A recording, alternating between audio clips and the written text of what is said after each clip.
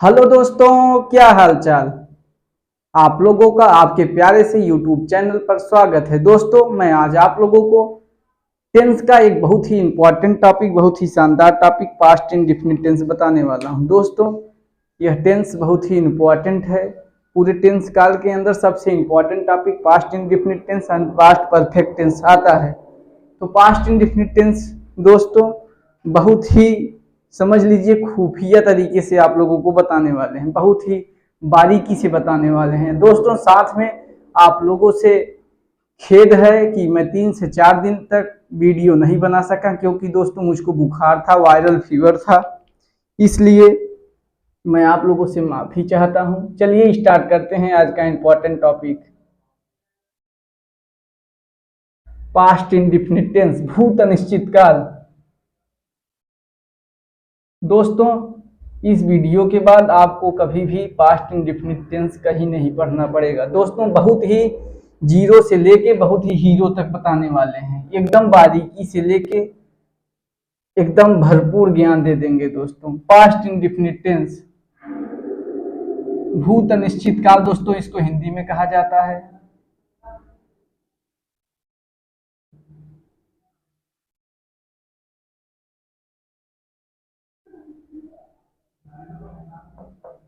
Past indefinite tense, भूत अनिश्चित काल। दोस्तों, सबसे जरूरी क्या होता है, पहले हमें इसके चोर को पहचानना। इसका चोर मतलब इसका पहचान सबसे जरूरी। दोस्तों, किसी भी चीज को पहचानना होता है, समझ रहे हैं कि नहीं, तभी आप उसको सॉल्व कर सकेंगे। तो पहचानेंगे कैसे, चलिए इसके पहचान के बारे में आप लोगों को बताते हैं। आइडेंटिफिकेशन माने पहचान।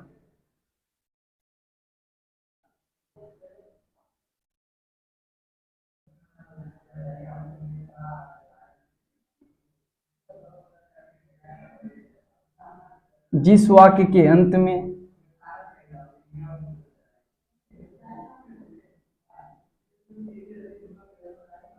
ता था,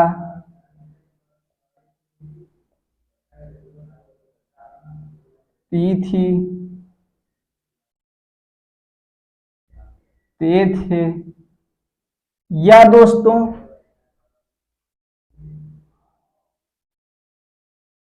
या ई ए, या दोस्तों इसको ब्रैकेट में डाल देना, आ ई ए। ये दोस्तों क्या है, साउंड। वाक्य के अंदर, वाक्य के साउंड में अगर आ ई ए आ जाएगा तब पर भी पास्ट इंडेफिनिट टेंस होगा। वाक्य के अंत में ता था, ती थी, ते थे, या ई ए आदि शब्द लगे रहें, या वाक्य में जो साउंड रहता है आ ई ए आ जाए तो पास्ट इंडेफिनिट टेंस कहते हैं। दोस्तों, आपको इसके पहचान को देख के घबराना नहीं है। मैं इसके इतने एग्जाम्पल आज आप लोगों को कराने वाला हूं कि आप लोग हर एक चीज इसका जान जाएंगे। बहुत काफी एग्जाम्पल आज कराने वाले हैं। चलिए पहले इसका रूल लिखते हैं। देखिए दोस्तों, सवाल कितना भी पड़ा हो, अगर आपको रूल आता है तो आप सॉल्व कर देंगे, आपको रूल नहीं आता तो आपके लिए छोटा सा सवाल पहाड़ बन जाता है। चलिए पहले इसका रूल लिखते हैं। रूल माने नियम। दोस्तों, जितने भाई चाहते हैं हम इंग्लिश बोलें, तो अभी आपकी गाड़ी क्या है, समझ रहे हैं कि नहीं, पटरी से उतरी हुई है। अभी हम पटरी पर ले आ रहे हैं, जब आपकी गाड़ी पटरी पर आ जाएगा तब पिकअप पकड़ेगा।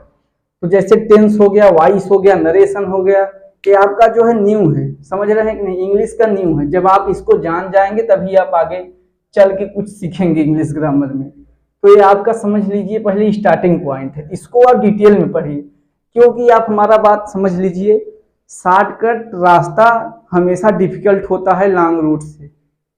शॉर्ट रूट हमेशा डिफिकल्ट होता है लॉन्ग रूट से। तो आप शॉर्ट वीडियो के चक्कर में मत भागिए। मैं शॉर्ट वीडियो भी लेके आऊंगा, पूरा टेंस एक ही वीडियो में कवर करूंगा, लेकिन पहले मेरा आप बात मानिए, इसको पहले समझ लीजिए डिटेल तरीके से। समझ रहे हैं कि नहीं, तभी आप मजबूती से काम करेंगे। अगर न्यू मजबूत है तो चाहे जितना बिल्डिंग आप उस पर तैयार करिए, न्यू नहीं मजबूत है तो आप कहाँ से कुछ नहीं कर पाएंगे। चलिए पहले इसको बारीकी से पढ़िए।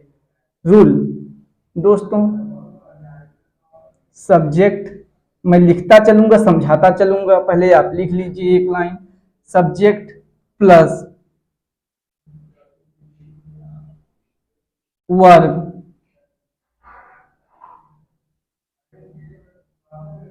सेकेंड फॉर्म प्लस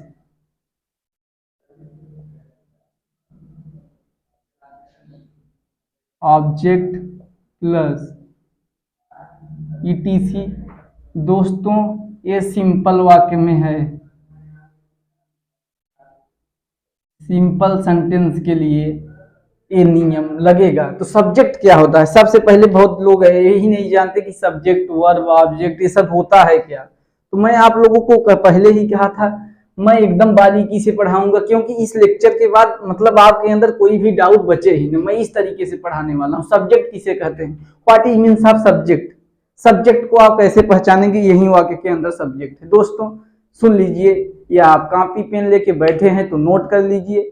सब्जेक्ट का मतलब क्या होता है, हमेशा आप अपने माइंड में बना लीजिए। सब्जेक्ट का मतलब होता है सेंटेंस के अंदर जिसके ऊपर कुछ कहा रहेगा उसी को हम और आप सब्जेक्ट कहते हैं। समझ गए कि नहीं? जब नाउन या प्रोनाउन के बारे में वाक्य के अंदर कुछ कहा जाए उसे सब्जेक्ट कहा जाता है। नोट कर लीजिए आप लोग। फिर आ जाते हैं वर्ब। सब्जेक्ट का मतलब होता है दोस्तों हिंदी कर्ता। कर्ता किसे कहते हैं? वाक्य में जिसके बारे में जिसके ऊपर कुछ कहा जाए उसी को कर्ता कहते हैं। जब नाउन या प्रोनाउन के बारे में वाक्य के अंदर कुछ कहा जाए उसे ही कर्ता कहते हैं, यानी सब्जेक्ट कहते हैं। वर्ब, वर्ब दोस्तों बहुत ही सिंपल होता है। सब्जेक्ट जो कार्य करता है उसी को वर्ब कह देते हैं। समझ गए कि नहीं? सब्जेक्ट मतलब कर्ता जो कार्य कहता है उसी को समझ गए कि नहीं? कर्ता जो कार्य करता है उसी को वर्ब कहते हैं। वर्ब मतलब दोस्तों क्रिया। क्रिया किसे कहा जाता है? कर्ता जो कार्य करता है उसी को क्रिया कहा जाता है। इसका हिंदी मतलब होता है क्रिया।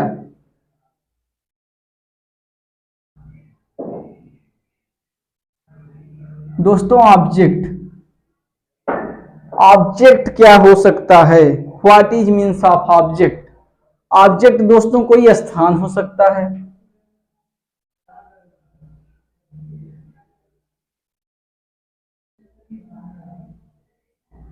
कोई वस्तु हो सकता है, कोई धातु हो सकता है, कोई द्रव्य हो सकता है, या सब्जेक्ट का कैरेक्टर हो सकता है। सब्जेक्ट का कैरेक्टर भी हो सकता है, सब्जेक्ट का चरित्र भी हो सकता है। समझ गए? तो ये हो गया ईटीसी मतलब दोस्तों इत्यादि।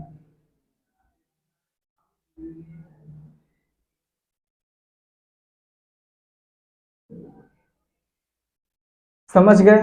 ईटीसी मतलब इत्यादि।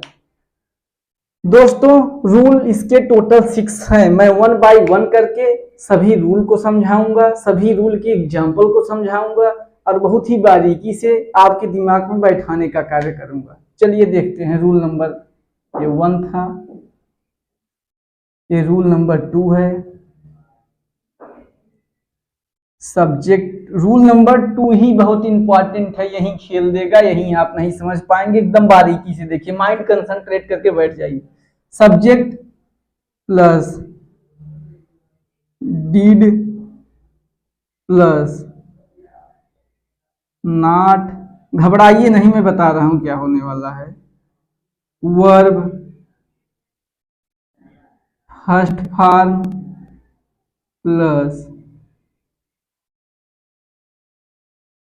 Object plus etc. सब्जेक्ट का मतलब आप लोगों को पता ही हो गया। अभी आप लोग एक नया वर्ड देखे होंगे डिड, और यहाँ पे फर्स्ट आ गया। समझ गए कि नहीं? अभी मैं आप लोगों को बताने वाला हूं। ये निगेटिव में प्रयोग होगा। जब सेंटेंस निगेटिव रहेगा मतलब जिस वाक्य के अंत में ता था ती थी ते थे या हैं ये हैं ये हैं, या वाक्य के अंदर कहीं आ ई ये साउंड आया रहेगा उसे पास्ट इंडिफिनिट कहते हैं। अगर वाक्य के अंदर निगेटिव आया रहेगा तो रूल नंबर 2 अप्लाई हो जाएगा। जैसे कि तुम वाराणसी नहीं जाते थे, ता था आ गया, साथ में नहीं भी आ गया, तो रूल नंबर 2 अप्लाई हो जाएगा। नहीं का मतलब निगेटिव, वाक्य के अंदर आपको कहीं भी निगेटिव देखने को मिला तो रूल नंबर 2 अप्लाई कर देंगे। दोस्तों सब्जेक्ट आप लोगों को पता ही हो गया। सब्जेक्ट का मतलब होता है कर्ता। कर्ता किसे कहते हैं आप लोगों को मैं अभी बताया ही हूं। डिड, डिड क्या है? डिड दोस्तों इसको कहते हैं हम लोग हेल्पिंग वर्ब।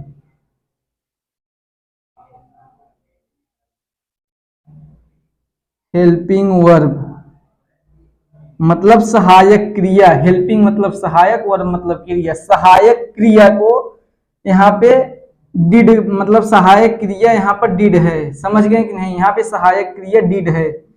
सब्जेक्ट के बाद डिड का प्रयोग होगा, फिर नॉट का प्रयोग होगा, फिर वर्ब का फर्स्ट फॉर्म लगेगा। समझ गए? वर्ब मतलब क्रिया होता है, क्रिया के कई फॉर्म होते हैं, फर्स्ट सेकेंड थर्ड। समझ गए?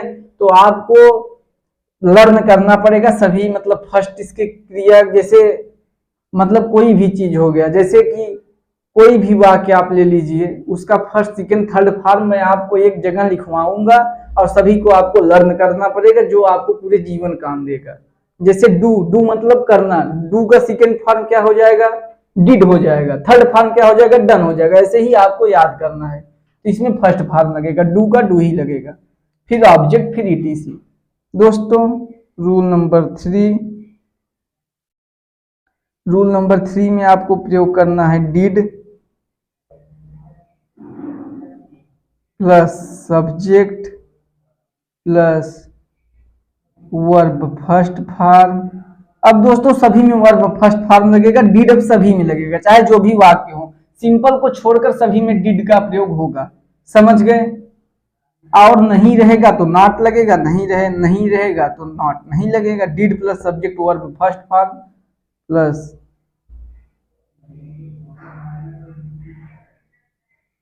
Object plus etc. दोस्तों जब वाक्य इंट्रागेटिव रहेगा,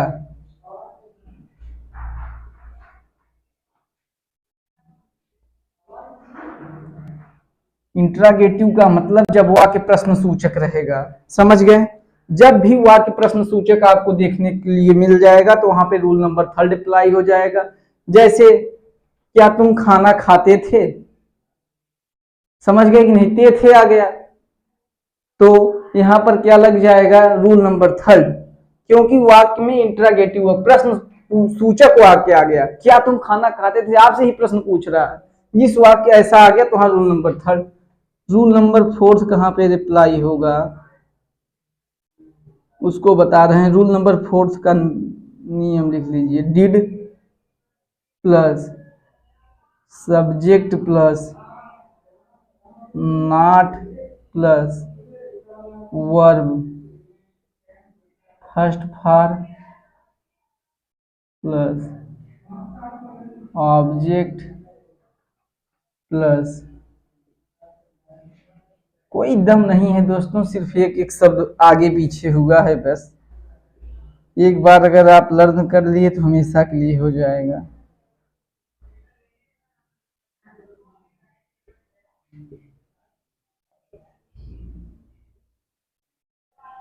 interrogative and negative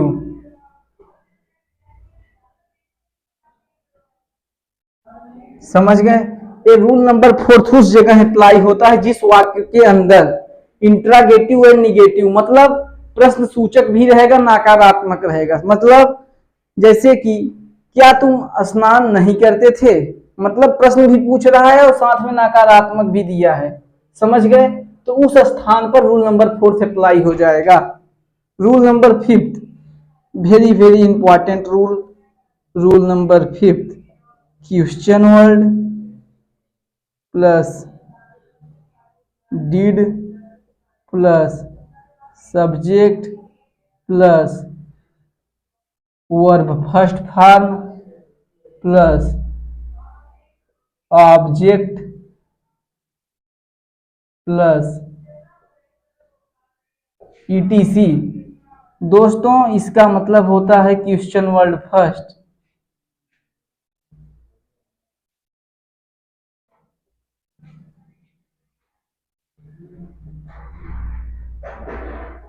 question word first उस जगह अप्लाई होगा। क्वेश्चन वर्ड का मतलब ये होता है कि अगर वाक्य के बीच में कब, कहां, क्यों, कैसे, समझ गए कि नहीं, वाक्य के बीच में कब, कहां, क्यों, कैसे, क्या बीच में अगर दिख जाता है तो उसका मतलब होता है क्वेश्चन वर्ड। तो जब भी क्वेश्चन मतलब इस जगह ऐसा सेंटेंस आपके माइंड में देखने को मिले कि जैसे तुम काम क्यों करते थे, थे आ गया वाक्य के अंत में, तुम काम क्यों करते थे, क्यों बीच में आ गया, समझ रहे हैं कि नहीं। तो क्यों का मीनिंग पहले लिखेंगे, उसी को क्वेश्चन वर्ड कहते हैं। फिर हेल्पिंग वर्ब लिखेंगे मतलब डिड, किसके अनुसार लिखेंगे, सब्जेक्ट के अनुसार लिखेंगे, समझ गए कि नहीं। डिड लगेगा ही लगेगा चाहे जो भी वाक्य हो, समझ गए, क्योंकि इसमें हेल्पिंग वर्ब सिर्फ एक दिया है डिड, ये अनिवार्य है, सभी के साथ लगेगा, समझ गए कि नहीं। तो क्वेश्चन वर्ड का मतलब ये होता है। Rule number 6,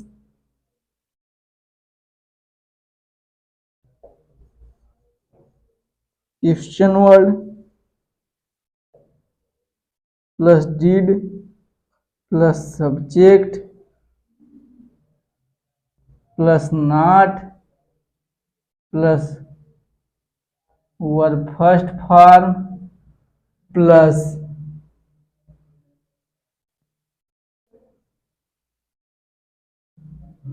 object plus etc। दोस्तों इसका मतलब होता है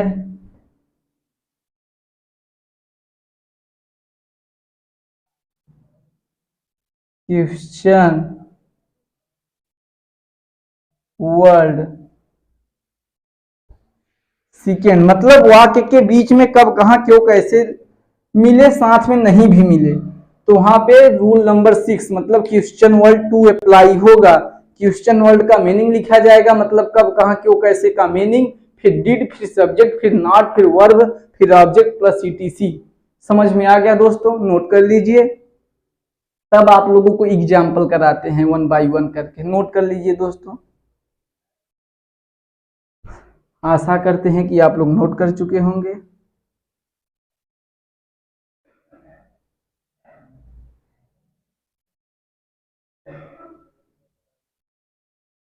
ये दोस्तों साउंड होता है, अभी हम आपको इसको भी करके बता रहे हैं, नोट कर चुके होंगे। चलिए दोस्तों, रूल सोच रहे हैं नहीं इरेज करें क्योंकि आप लोगों को इसी के थ्रू हम समझाएंगे, इसलिए रूल नहीं इरेज कर रहे हैं। चलिए दोस्तों एग्जाम्पल लेते हैं, छोटा सा एग्जाम्पल से शुरुआत करते हैं, पहले सिंपल सेंटेंस से। दोस्तों जैसे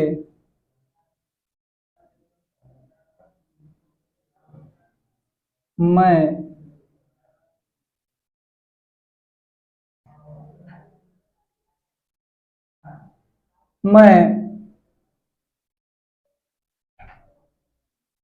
प्रयागराज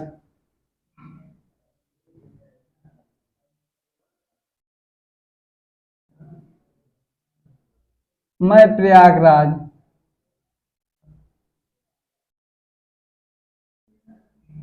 जाता था।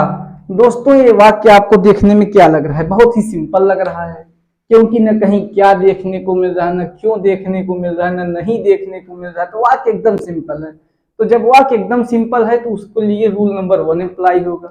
पहले सब्जेक्ट, सब्जेक्ट क्या है, मैं, तो मैं का मीनिंग, तो मैं बता रहा हूं सब्जेक्ट को आप कैसे पहचानेंगे। सब्जेक्ट को पहचानने का एक ही तरीका मैं बताया था, जब वाक्य के अंदर जिसके ऊपर बात कहा जाए उसी को सब्जेक्ट कहते हैं। मैं प्रयागराज जाता था, तो सब मतलब सब्जेक्ट यहाँ पे आपको क्या समझ में, मैं के ही ऊपर तो पूरा मतलब सेंटेंस में मैं ही तो सबसे इंपॉर्टेंट है। मैं प्रयागराज जाता था, तो यहाँ पे सब्जेक्ट क्या हो जाएगा, मैं, तो मैं का मीनिंग आई, समझ गए। फिर वर्ब, वर्ब मतलब सब्जेक्ट जो कार्य करता है उसी को वर्ब कहते हैं। तो यहाँ पे मैं क्या कार्य कर रहा है बताइए, जाने का कार्य कर रहा है, तो यहाँ पे वर्ब जाना हो गया, तो इसी के लिए क्या लग जाएगा, गो मतलब जाना। फर्स्ट फॉर्म मतलब जाने का मीनिंग तो होता है गो, लेकिन यहाँ पे वर्ब सेकेंड, यही चोर है, देख लीजिए, वर्ब का सेकेंड फॉर्म यहाँ पे क्या हो जाएगा दोस्तों, went. I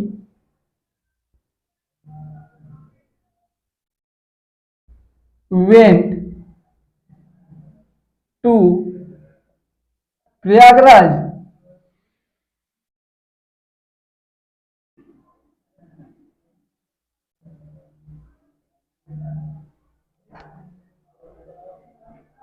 I went to Prayagraj, मैं वाराणसी जाता था। अगर दोस्तों इसी वाक्य के अंदर मैं वाराणसी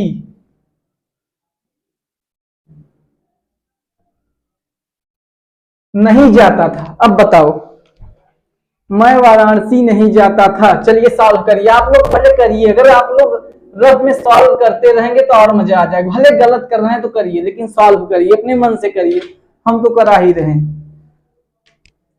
दोस्तों मैं बताया था, अगर वाक्य के बीच में आप लोगों को कहीं भी नहीं देखने को मिल गया, वाक्य के अंदर अगर आपको कहीं भी नहीं देखने के लिए मिल गया, समझ गए, तो वाक्य क्या हो जाएगा, निगेटिव हो जाएगा। निगेटिव का रूल मतलब टू लग जाएगा, रूल नंबर टू।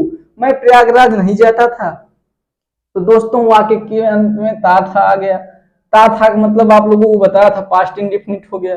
फिर रूल नंबर टू जब अप्लाई हो रहा है पास्ट इंडेफिनिट में, सब्जेक्ट, सब्जेक्ट क्या है, मैं, आई, फिर डिड,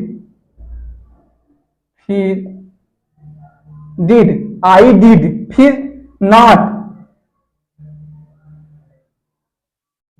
आई डिड नॉट, फिर वर्ब फर्स्ट फॉर्म मतलब यहां एंट नहीं लगेगा दोस्तों, यहां पे गो लगेगा, गो टू प्रयागराज। जितने भाई सोच रहे हैं वर्ब मतलब फर्स्ट सेकेंड थर्ड, आप लोग ऐसे ही पहले लिख लीजिए। मैं एक दिन क्या करूंगा, 10 मिनट का समय निकाल करके आप लोगों को वर्ब का फर्स्ट सेकेंड थर्ड फॉर्म तीनों लर्न करा दूंगा, जो इंपॉर्टेंट है, जो कि मैक्सिमम टाइम यूज होते हैं। I did not go to Prayagraj.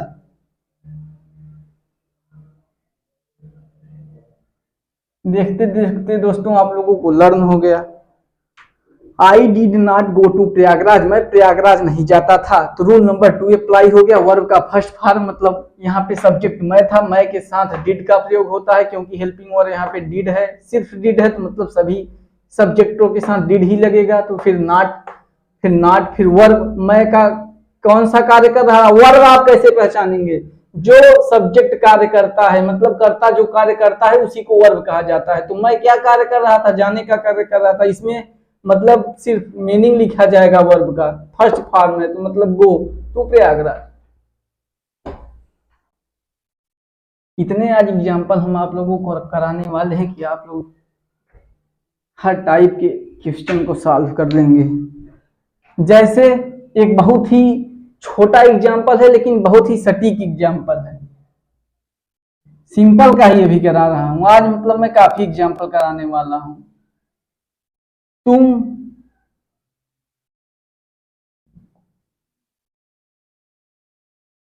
बोले,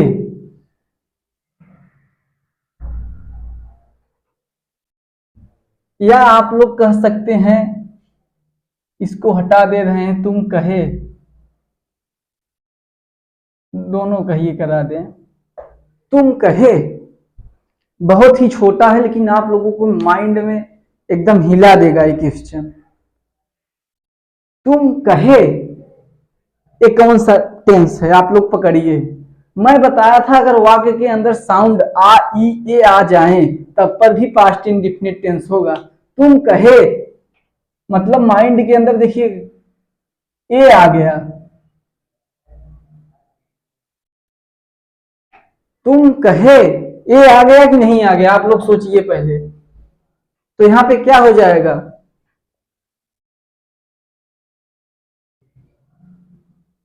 यू से माने दोस्तों कहना, से का second form said, you said, तुम कहे, तुम बोले, यही मैं लिखा था ना, मगर यहां की जगह आ जाता, तुम बोले,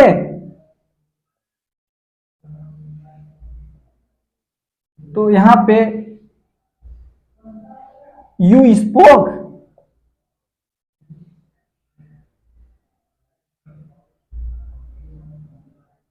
स्पीक माने बोलना, स्पोक मतलब सेकेंड फॉर्म, यू स्पोक तुम बोले, ये आ रहा है, देखिए कैसे खेल रहा है, साउंड के साथ भी सेंटेंस खेलता रहता है। चलिए सिंपल ही आप लोगों को भी करा, आज बहुत एग्जाम्पल कराने वाले हैं। बहुत लोग सोचेंगे कि हमारा पेज खराब कर रहे हैं, लेकिन पेज नहीं, आपका दिमाग तेज कर रहे हैं। और एग्जाम्पल सिंपल में मैं कराने वाला हूं, जैसे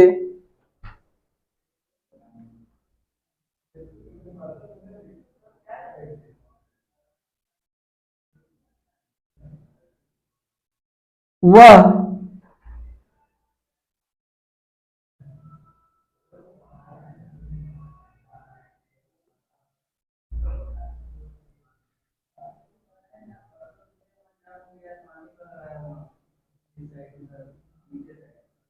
स्नान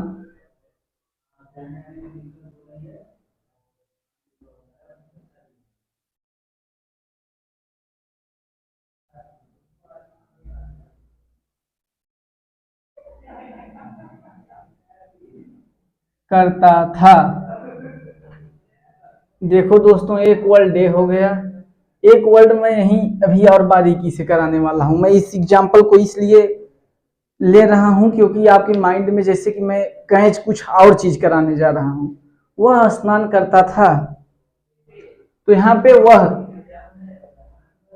करता, फिर स्नान, फिर था, तो यहाँ के वह का मीनिंग सबसे पहले ही, फिर करता, डू का डिड, ही, डू का डिड हो जाता है, डू माने करना, लेकिन डिड हो जाएगा। लेकिन दोस्तों आप लोग एक चीज भूल रहे हैं, यहाँ पे करता था मतलब ता था, करने का मीनिंग यहाँ पे इसलिए छिप जा रहा है क्योंकि वाक्य सिंपल है, वाक्य के अंदर कहीं भी डिड का प्रयोग नहीं होगा। क्वेश्चन कैसे खेल रहा है, तो यहाँ पे डिड नहीं लिखेंगे, आप लोगों को मैं घुसाने के लिए डिड लिखा। तो यहाँ पे क्या हो जाएगा, बाथ माने नहाना, बाथ हो जाएगा, बाथ माने नहाना, सेकेंड फॉर्म बाथ, वह स्नान करता था, ही बाथ। समझ गए। चलिए अब निगेटिव पे आ जाते हैं, मतलब आपको ये भी केयर करना है, अगर वाक्य सिंपल रहा, था आ गया, तो डिड नहीं लिखना है, किसी भी कीमत पे नहीं लिखना है। अब कैसे समझाऊं दोस्तों, इससे आसान तरीका मतलब हो ही नहीं सकता। अभी निगेटिव सेंटेंस कराने वाला हूं दोस्तों, चलिए लिखिए,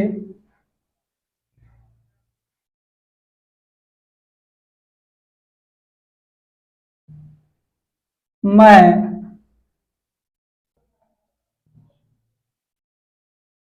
बात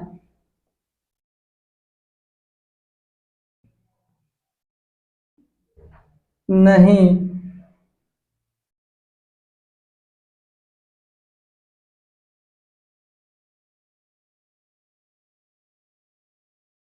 करता था।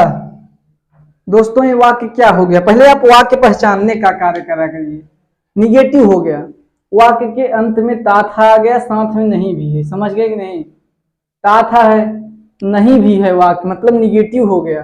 तो दोस्तों मैं बताया था कि सबसे पहले आप लोग क्या करेंगे, आई लिखेंगे, वहीं पे वाक्य सबसे ज्यादा खेलता है, आई, फिर डिड, समझ रहे हैं कि नहीं, यही सब्जेक्ट के साथ डिड सब में लगेगा, कोई भी सब्जेक्ट होगा उसके साथ हेल्पिंग वर्ब डिड ही लगेगा, फिर डिड लिखेंगे।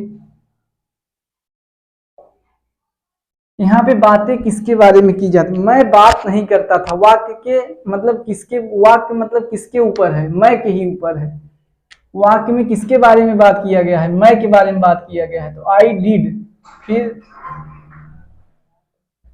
नॉट, फिर आई डिड नॉट,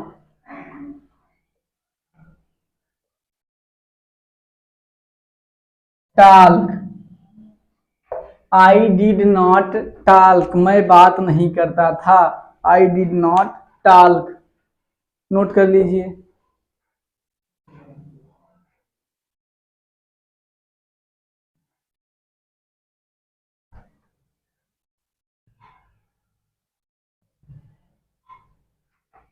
दोस्तों मैं आप लोगों को सभी एग्जाम्पल कराऊंगा, सभी टाइप के एग्जाम्पल यहाँ पे कराने की कोशिश करेंगे। फिर आ जाएंगे इंट्रागेटिव।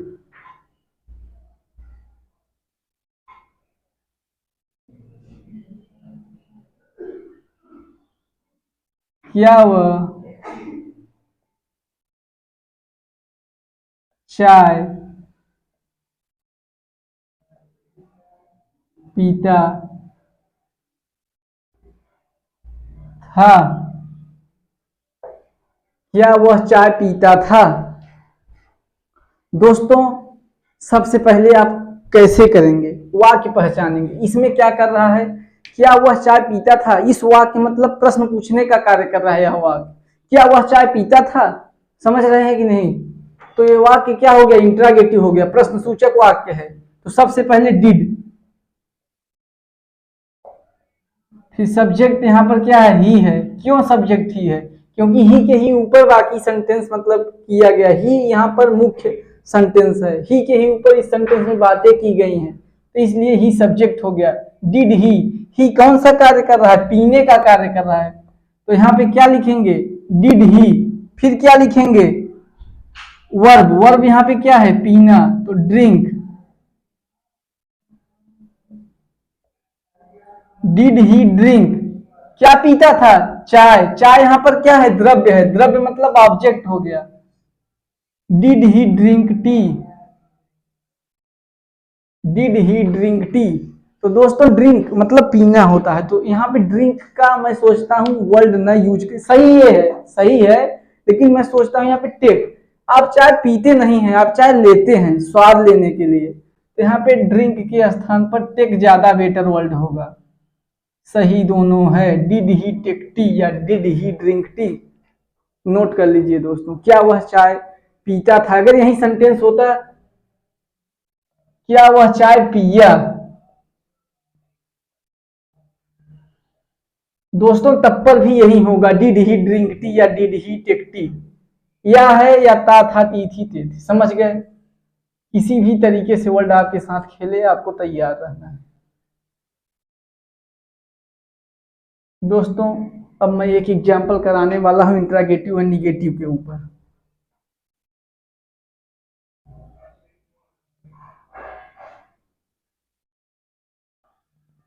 क्या मैं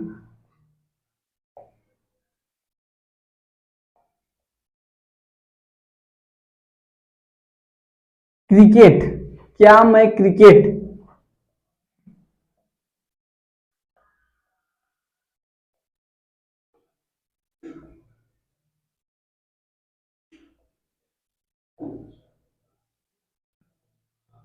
नहीं खेलता था, क्या मैं क्रिकेट नहीं खेलता था? दोस्तों ये वाक्य कौन सा वाक्य है, आप पहले बताइए कौन सा वाक्य है, इंट्रागेटिव एंड निगेटिव। क्यों इंट्रागेटिव एंड निगेटिव ये वाक्य है, क्योंकि वाक्य प्रश्न पूछने का कार्य कर रहा है, साथ में नकारात्मक भी है, तो इसलिए यह वाक्य क्या हो गया, इंट्रागेटिव एंड निगेटिव, मतलब प्रश्न सूचक और नकारात्मक। तो इसलिए रूल नंबर 4 अप्लाई होगा। तो रूल नंबर 4 में पहले डिड, फिर सब्जेक्ट, यहाँ पर क्या है, मैं है। मैं क्यों सब्जेक्ट है, क्योंकि मैं के ही ऊपर पूरा वर्ल्ड डिपेंड है, मैं ही यहाँ पे मुख्य वर्ल्ड है, इसलिए सब्जेक्ट है। समझ में, मैं के ही बारे में बातें की गई हैं इस सब्जेक्ट में, इसलिए मैं सब्जेक्ट है। दोस्तों डिड आई, फिर क्या लिखेंगे, नॉट, फिर वर्ब लिखेंगे। वर्ब कैसे पहचानेंगे, मैं जो कार्य करता होगा, मैं कौन सा कार्य करता है, खेलने का कार्य करता है, तो डिड आई नॉट प्ले, क्योंकि यहाँ पे वर्ब फर्स्ट फॉर्म लग रहा है, सिंपल को छोड़कर सभी में फर्स्ट फॉर्म लगेगा और साथ में डिड लगेगा। तो डिड आई नॉट प्ले, फिर ऑब्जेक्ट क्रिकेट हो गया, समझ गए? Did I not play cricket, क्या मैं क्रिकेट नहीं खेलता था? नोट कर लीजिए दोस्तों।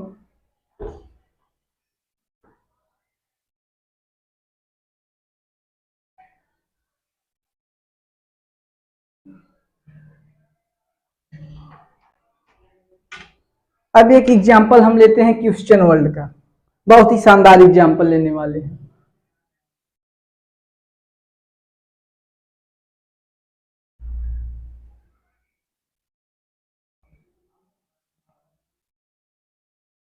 ये ले लेते हैं,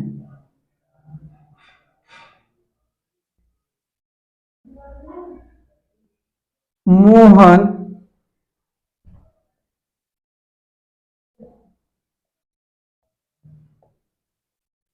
उससे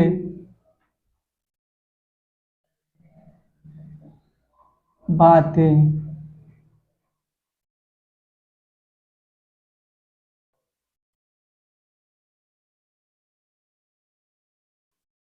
क्यों करता था। दोस्तों देखिए वाक्य क्या हो गया, क्वेश्चन वर्ड हो गया। क्यों क्वेश्चन वर्ड हो गया, क्योंकि वाक्य के बीच में क्यों आ गया। मैं पहले ही बताया था वाक्य के बीच में कब कहाँ क्यों कैसे आए, तो वह वाक्य क्वेश्चन वर्ड हो जाता है। मतलब क्यों का मीनिंग आपको सबसे पहले लिखना है, तो व्हाई। फिर डिड का मीनिंग आपको सबसे पहले लिखना है, फिर उसके बाद सब्जेक्ट का मीनिंग आपको सबसे पहले लिखना है। देख लीजिए क्वेश्चन वर्ड डिड फिर सब्जेक्ट। सब्जेक्ट यहाँ पे क्या है, मोहन है।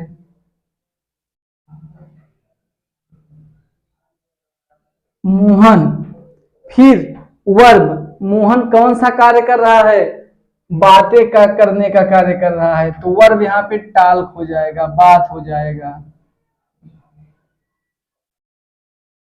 किससे बातें कर रहा है, उससे बातें कर रहा है। उससे का मीनिंग समझ रहे हैं कि नहीं, हिम। मोहन उससे बातें क्यों करता था, why did Mohan talk him. यहां पे हो जाती है अगर मोहन की जगह मोहिनी, मोहिनी, तो दोस्तों हो जाता है यहां पर व्हाई डिड, मोहन के स्थान पर मोहिनी। मोहिनी उससे बातें क्यों करती थी, तो व्हाई डिड मोहिनी टॉक, तो यहां पे हो जाता व्हाई डिड नॉट, व्हाई नहीं दोस्तों, यहाँ पर अगर हो जा मोहिनी उससे बातें क्यों करती थी, तो why did Mohini talk him के स्थान पर क्या चेंज हो जाता, हर, क्योंकि लड़की है, लड़की के लिए हर का प्रयोग होता। इसलिए मैं आपको ये एग्जांपल करके दिखाया, व्हाई डिड मोहिनी टॉक हर।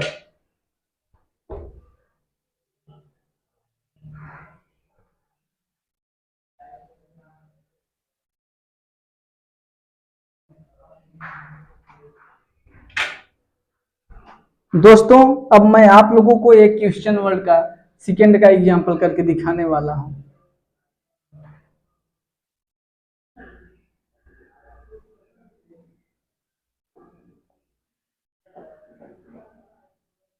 रमेश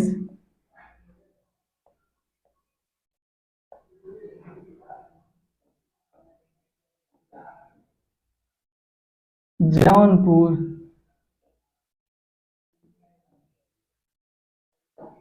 क्यों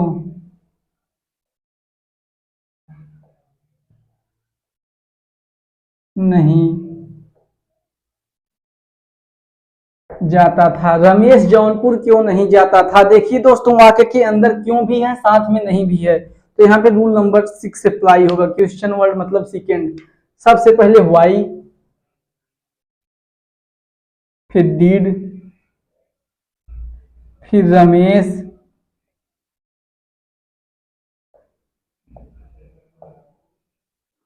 फिर नॉट, फिर go to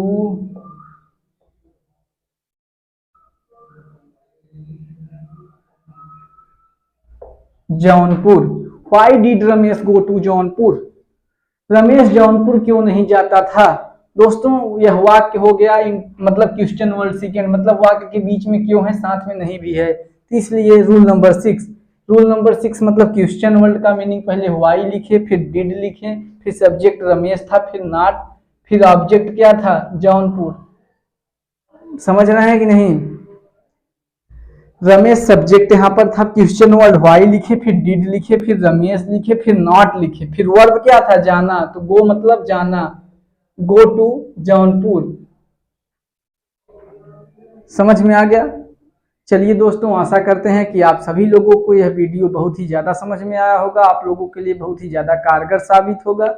thank you so much दोस्तों। आप लोग ज़्यादा से ज़्यादा लाइक करें, सब्सक्राइब करें, शेयर करें, एक प्यारा सा कमेंट जरूर करें। दोस्तों आप लोग ये मत सोचा करिए कि मैं नहीं कर रहा हूँ, आप लोगों को समझ में आया होगा तो जरूर करिए, नहीं समझ में आया है तो कोई बात नहीं दोस्तों, बहुत ही बेसिक से बहुत लेके स्टैंडर्ड लेवल तक पढ़ा है, ऐसा कोई भी एग्जाम्पल नहीं था जो एग्जाम्पल हम नहीं करे हों।